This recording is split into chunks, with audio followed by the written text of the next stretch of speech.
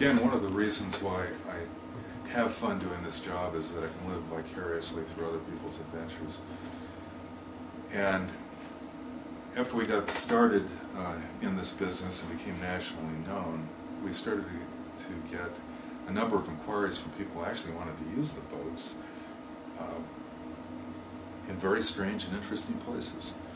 Just to list a few, I got contacted by the Omacha Foundation, which was a South American group interested in studying some endangered creatures, and they wanted to go up the Orinoco River in Venezuela and study the giant river otter, and they needed a boat that was portable, and they ended up using the Innova Helios.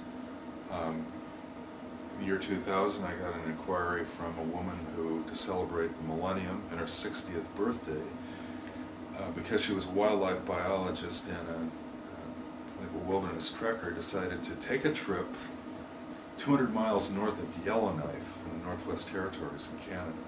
If you look at a map of that region, it's about half water and about half land. And her plan was to spend a couple of weeks on a 120-mile trek where she'd take an aluminum cart that she'd roll along the tops of these glacial ridges called eskers and carry the deflated Helios kayak in that boat and in that cart. And when she came to a lake, she'd do the reverse. She'd dismantle the cart and put it in the boat and go paddle. And so she sent us a marvelous set of photographs of her with wolves walking along there and paddling along, carrying this aluminum cart 200 miles north of Yellowknife.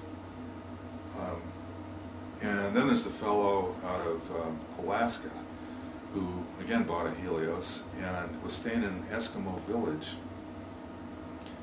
on Norton Sound, and the Eskimos have a subsistence fishing for a coho salmon run there. Subsistence meaning they set out gill nets and they actually eat the fish there and dry them.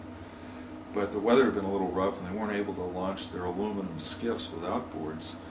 So Larry Dunn decided that, well, I've got my kayak here, I'll take the gill nets out. He launched this Innova Helios, and for a week he was setting gill nets off the beach and catching silver salmon to feed this Eskimo village.